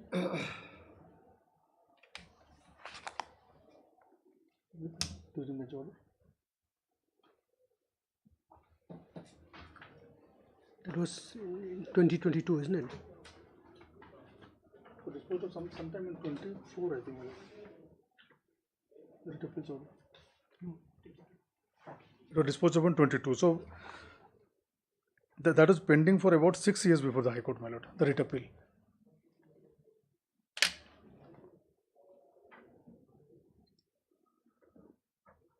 Now, my lord, when they got a decree of 2 crore in their favor, then again that was the situation we were really alarmed that appeal is pending before the High Court and what to do about the rejection of suit. Then the government consulted another senior counsel of this honorable court, my lord. The senior counsel appointed that no, you must file an appeal, otherwise it is getting delayed, it will get further delayed now.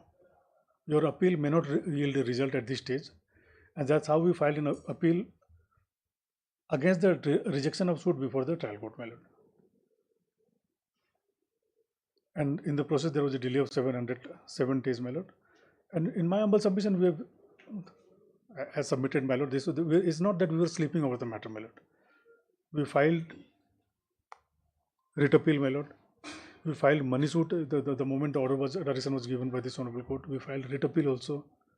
We filed money suit. They got an ex parte decree against that also. We filed setting aside a 913, my lord, for 2 crore rupees. So, because of the chain of event, my lord, and because of the circumstances, my lord, and the rejection of plaint on the ground, my lord, there is no cause of action. My lord, because we are only on condonation, my lord, I am not taking, but if your lordship sees that order, my lord, passed by the trial court, which is a totally perverse order, my lord. If your lordship desires, I can just take to your lordship a few lines of that order, my lord. There was an ex parte order. No, my lord, that was heard. Contested. What you said, ex parte? No, my lord, 2 crore rupees decree, which they took out later on, my lord. That was ex parte. That was ex parte again. Order 711, no? Yes.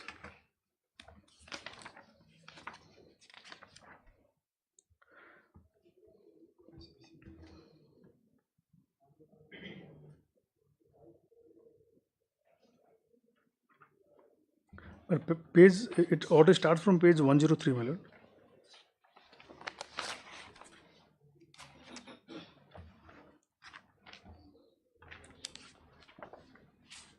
And I'll refer to 107, just 2-3 paragraphs only.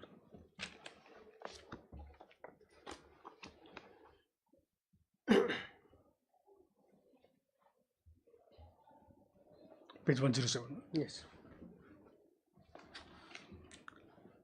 Having heard the above submission of both the learned counsel at length, and on perusal of the material on record, being the plaint and the copies of the document attached to it as annexes, is observed that it is not clear as to when and how did the plaintiff detect that fraud was committed by the applicant defendant, and further it is observed that it is stated by the plaintiff at para 15 of the plaint that there is no record that the defendant number 2 is the landowner from is the landowner, then why did the government pay such a huge amount of money without verification of the details of the said land in question before going through with the land acquisition proceedings?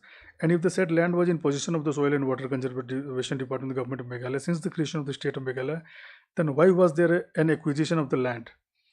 And why were no objection raised at the point of time by the concerned department who as per the statement of the plaintiff when the plaintiff was in possession of the said land when the public notification of land acquisition were notified and made public, and on perusal of the plaint, it is seen that there are no explanations nor statement made by the plaintiff to this effect. Further, the plaintiff states in para 33 of the plaint that the cause of action arose on 21/6/11, but the perusal of the plaint, it is seen that on 21/6/11, the plaintiff had stated in the plaint at para 8 that the defendant number 2 accepted the award from the collector, but how the cause of action arose only on 21/6/11 has not been disclosed nor examined by the plaintiff in the plaint.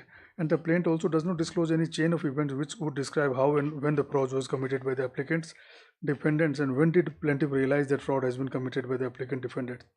On further perusal of the plaint, it is seen that para 18 of the plaint, the plaintiff states that the land has not been handed over to the forest department, but no explanation has been given as to why land has not been handed over if the said land is already in possession of the Soil and Conservation Department as claimed by the plaintiff in the plaint. But the same could not have done internally between the two departments of the government. From the foregoing observation made by this court and from the statement made by the plaintiff, it is apparent that the plaintiff as to whole has not been able to disclose a cause of action in the plaint. Furthermore, the right title and position of the said land in question is yet to be decided, which is apparent on mere reading of the plaint, and learned counsel for the plaintiff did not place any documentary evidence to show how and where the government has come to have right title and possession of the said land, and that the right title and possession of the said land is of the government. Further, on perusal of section 3D of the Land Acquisition Act, it is seen that it is clearly provided that the expression court means a principal civil court of original jurisdiction unless the appropriate government has appointed, as it is hereby empowered to do so, a special judicial officer within any special local limits to perform the functions of the court under this act. And in the state of Meghalaya, the government has appointed a special judicial officer under the Land Acquisition Act within the specified limits of the river district also, and in the instant case, if as stated in para 7 of so-called notice so-and-so filed by the plaintiff to the applicant under so-and-so, wherein it is stated that there is no intention on the part of government to withdraw from the land acquisition proceedings as provided under 48 of the Land Acquisition Act, and the said land is still required by the Forest and Environment Department, then the court has no jurisdiction. Furthermore, it is observed by the court on perusal of the plaint that the plaintiff has not made the Soil and Water Conservation Department and the collector as parties to the suit, which in the opinion of this court necessary parties to the suit. Hence, in view of the above foregoing observations made by this court with regard to the absence of cause of action and non-jointer of necessary parties as provided in under proviso to order 1 rule 9 of the CPC, this court is of the opinion, considered opinion instant suit is not maintainable in its present form for non-jointer of necessary parties as provided under proviso to order so and so, comma, for want of cause of action and for being barred by law as provided under clause and D under order 7 rule 11 of CPC, which is reduced so and so. So my lord, learned court says, my lord, so this is a land acquisition matter, you have to go to land special judicial officer, my lord. Yes. My lord, this is patently wrong proposition, my lord. If it is for enhancement of compensation, we go to land acquisition court, my lord. Or section 30 dispute will go to land acquisition court. If there is a dispute between two parties, who will get the compensation. Here, Honorable High Court is directed us to go and file a money suit, my lord. And the trial court says that no, you come to wrong forum, number 1. Number 2 says that Soil and Conservation Department is not a party, which is a necessary party. My lord, non-jointer of necessary of a party is not a ground to throw out the suit at this stage, my lord, on 7/11, because this is a curable defect at any stage, my lord. And number 3, it says, my lord, there is no cause of action. But in my humble submission, the order passed by the learned trial court is perverse, my lord, and that requires to be examined by the appellate court whether this order is sustainable in view of the attending facts of the case, my lord, where there is a fraud. Honorable High Court is directed to file a money suit. And my lord, if our money suit is not maintainable, my lord, how their money suit is maintainable, my lord? Kindly see. The same very court, my lord, I do not know the judicial officer, my lord, but same Nongpo district court decreased the other suit of theirs, my lord, to 2 crore rupees. My lord, this is so contradictory, my lord, the findings. That 8 crores was given under the Land Acquisition Act. Yes, 80% compensation has to be given, my lord, at the time of, because urgency clause was invoked. Yes, yes, of course. So, my lord, 80%. Yes. What happened, my lord? It was agreed that land compensation will be 10 crore rupees. 80% because urgency clause under section 17(4) or something, my lord, invoked. 80% has to be down payment. So okay, I understand. Well, you realize that there is a fraud. 8 crores was obtained by fraud. My lord. So you have taken steps for recovery. We issued a notice to them, my lord. So there is no provision under the Land Acquisition Act for such, for such recovery. My lord, I submitted on last occasion also. Land Acquisition Act only talks about withdrawal from acquisition, my lord. Yeah. Well, here the question was that 8 crore rupees has already been paid, and if it is discovered that money has been obtained fraudulently from the department, my lord, we issued a notice that please come and return the money. Yes, yes, sir. Against that letter, they came to High Court, my lord. What High Court single judge at that point of time said, you go and file a money suit. By simply issuing a letter like this, you cannot recover the money. So, okay, so we went and filed a money suit, my lord. Money suit was, the moment money suit was rejected under 711, my lord, they filed a counter suit for 2 crore rupees, my lord, and that was decreed.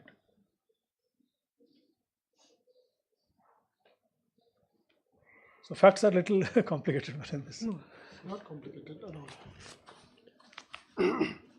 So, my lord, in my humble submission, all 3 grounds raised by them, my lord, 2 were technical grounds, and the third on merit also, your lordship kindly examine. That is sufficient causes to be made out, my lord. So, and moreover, my lord, I'll just place one decision of Supreme Court, my lord. On question of limitation, if lower court has passed an order, my lord, unless the lordship comes to a conclusion that the order is perverse, my lord, by the court, by the district judge Nongpo. Yes. In revision jurisdiction, my lord, the High Court will not normally interfere until unless it is shown that it is completely perverse, my lord. In my humble submission, this is not the case. I'll just, this citation, my lord, is 1998, volume 7.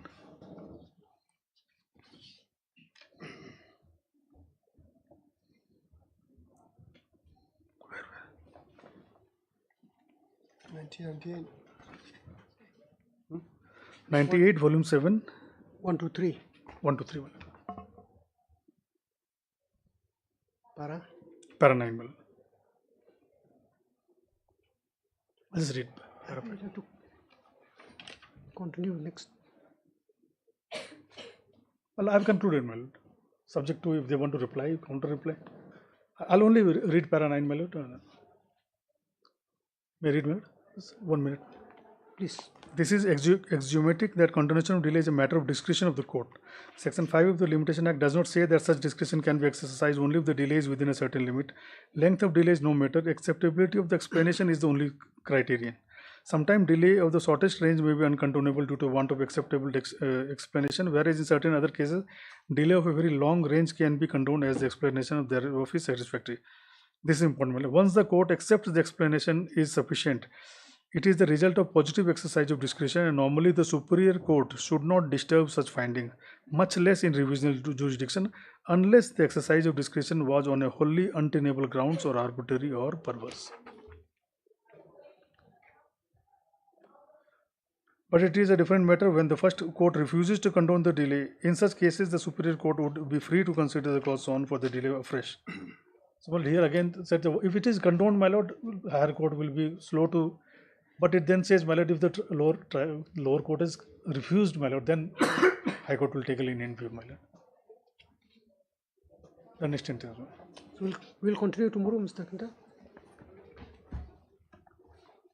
Lordship, if court permit, since they have concluded, later in the afternoon, your lordship, I'll not take much time. They have concluded, given the. Not in the afternoon, because we don't know how long the other court would go on. Tomorrow? Tomorrow, your lordship, with due respect, once we take this matter, there are some other important matters in the division bench 3. That will create a huge problem, Your Lordship. Then 14. Day after tomorrow. 14, no? 14. Okay. Yeah. Heard doctor and was colored senior counsel for the state respondent, Mr. EJK Kanta, senior counsel for the petitioner, submits that the reply on law point may be allowed to be given on the next date as agreed to by the parties. Let's this matter for further hearing on 14. Your Lordship, I request let it be ahead of the hearing list, Your Lordship. I'll not take much time. Oh yes, because it will be supplementary list, so that will come. Yes. No, this is not supplementary. It came in the daily list. No, now it will come in supplementary. Oh, yes. Now Much obliged. Have a nice day. Much.